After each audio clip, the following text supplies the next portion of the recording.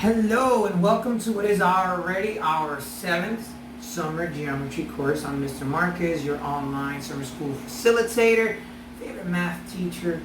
You want to say it.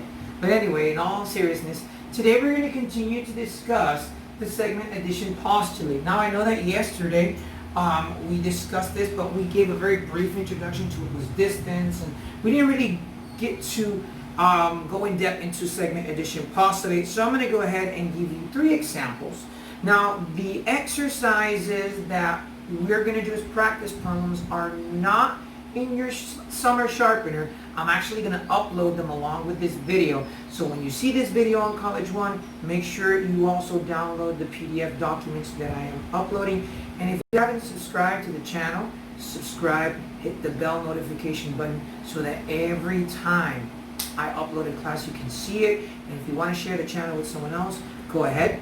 With that being said, ladies and gentlemen, today we continue to talk about the segment addition postulate. Now in yesterday's video lesson, the segment addition postulate was defined as, if I have segment A, B, and C, the addition of segment AB plus the addition of segment BC equal the total distance of AC. So AB plus BC equals AC.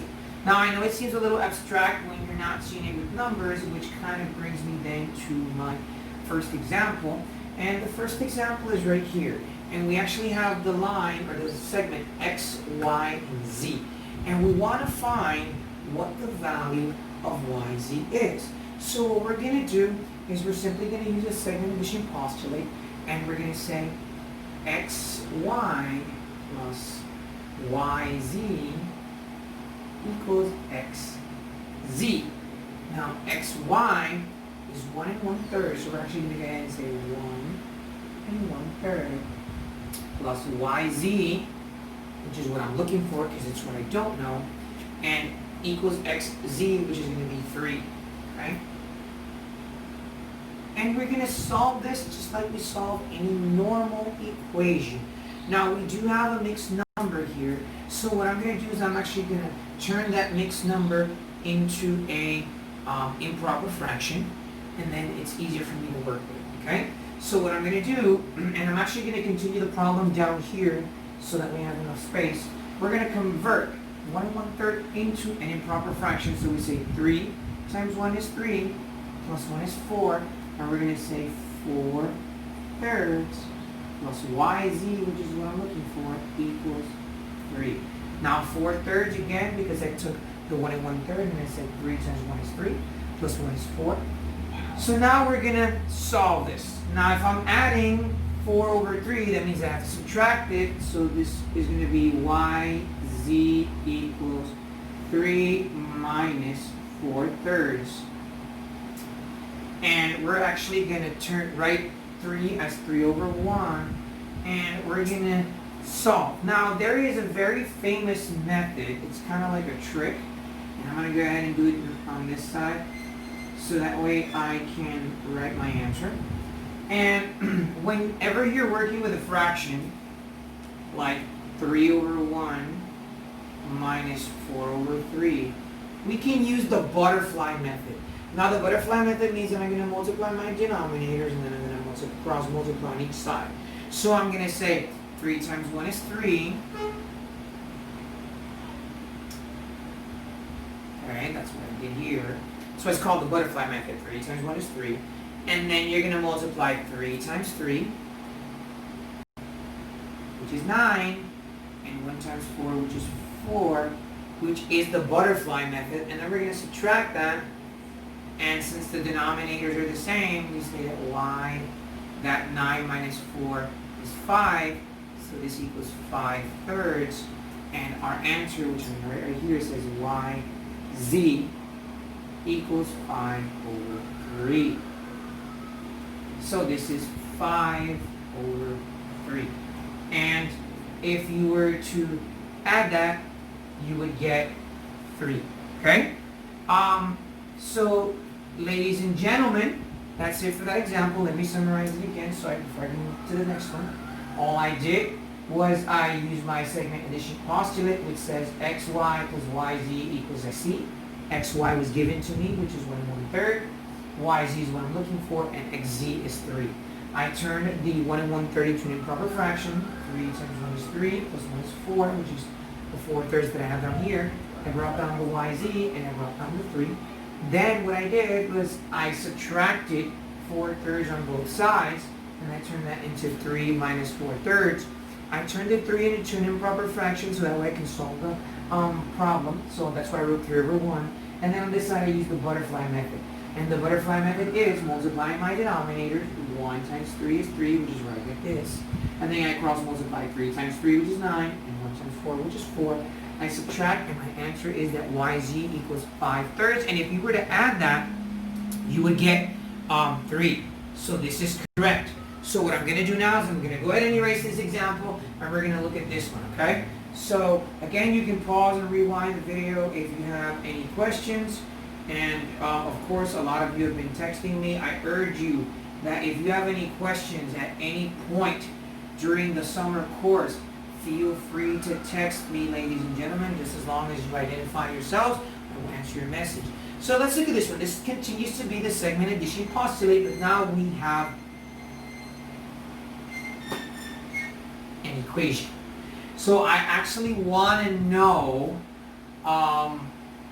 the value of each number, and what I'm going to do in this case is continue to use it and say d e plus e and f equals d and f. Okay? So de, we're actually going to say de is 3x minus 1. EF, we're going to say plus 13, and DF equals 6x. So what they want us to do in this exercise is simply find the value of x. Now in the other example that I have down here, we're essentially going to do the same thing, but we're going to actually find the values of the segment. In this case, we just want to find the value of x. How much is x? So we're going to say we have negative 1 and 13, and they're like terms, so we're going to add that, and it's going to be 3x, and this is going to be plus 12, because negative 1 plus 13 is 12, equals 6x. So what I want to do is I want to keep my variables positive when I have an equation with variables on both sides. So if this 3x is positive, I'm just going to subtract it, and I'm going to say minus 3x and minus 3x, and this is going to cancel out. And we have 12 equals 3x, because 6 minus 3 is 3. We're going to divide by 3. And 4 equals x. Now, in this exercise specifically, they just asked us to find the value of x. But what if I wanted to know the value of df? I want to know the value of df. How do I find the value of df? Well, I have not found the value of any segment. All I did was I found the value of the variable. But if I want to say, let's find the value of df, all I'm going to do is I'm going to say df equals 6x, but I'm going to change the value of x to 4, and 6 times 4 equals 24, so df equals 24, okay? And that's it. That's all I'm going to do. Just that. Simple. So that's it for this example. Now we're actually going to do the last one. Now the last one is very similar to this. It's just that here they just wanted us to find the value of x. They didn't ask us for this. I added this just to explain something. But in the last example they are. So I'm actually going to go ahead and erase example number 2 and go ahead and write example number 3, or work on example number 3. So again, pause, rewind, go back to it as many times as you need to. And I am actually going to go, and it says using midpoints to find length. Okay? Now the problem says B is the midpoint of segment AC. So I'm actually going to go ahead and write it up here. It says B is the midpoint of segment AC.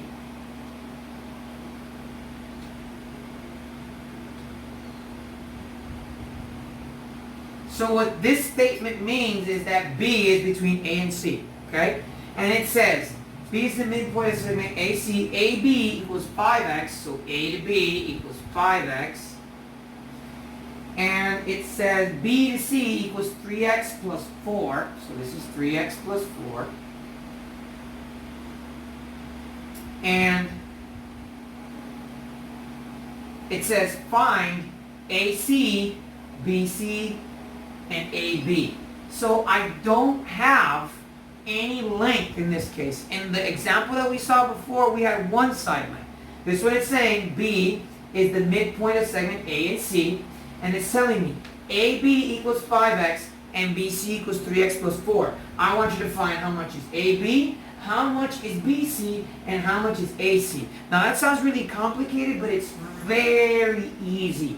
It's just that for some reason that I don't understand, sometimes in a math book, it seems like they write something in a different language that we don't understand, but it's really easy once you break it down, okay? So what we're going to do is first solve the equation. We're going to say, technically, the segment addition says that AB plus BC equals AC. So in reality, what we're actually going to do is just find the value of x. Now, in order for me to find the value of x, I have to solve the equation. So on one side, I'm going to say 5x equals 3x plus 4. So I'm going to subtract 3x. This is going to cancel out. That's going to be 2x equals 4. I'm going to divide by 2. X equals 2. Now, the good thing about this is that we can check our answers. And this is what I mean. So, x equals 2, which means that AB, to find the value of AB, I'm going to plug in 2 into this equation. So, AB equals 5x, but I'm going to change the value of x to 2. So, 5 times 2 equals 10. And that's it. Now, for BC equals 3x plus 4. So I'm going to change the value of 3x to 2, and that's going to be 3 times 2 plus 4. And 3 times 2 is 6, and 6 plus 4 is 10, so BC equals 10. Now to find, so I know that AB is 10, because that's what I got. BC is also 10, because that's what I got. So AC is actually the sum of BC, which means that it's 20. And this is correct, because if I add 10 plus 10, that equals 20. Okay, so again, this is what I did. The problem is saying that B is the midpoint of A and C, so B is between A and C. And it's telling me that AB is 5x, and it's saying that BC is 3x plus 4. And I want to find the exact value of AB, the exact value of BC, and the exact value of AC. Alright, so that's a segment addition postulate, AB plus BC equals AC. So how do I find the values of each side? Well, first I have to solve the equation, and I equal them. I say 5x plus, or excuse me, equals 3x minus 3x plus 4, excuse me, and all I do is I equal them. I say 5x minus 3x equals 2x. And then I bring down the 4, I divide by 2. 4 divided by 2 is 2. So now I find the value by plugging in the 2 on each side. 5x is the same thing as saying 5 times 2, which equals 10.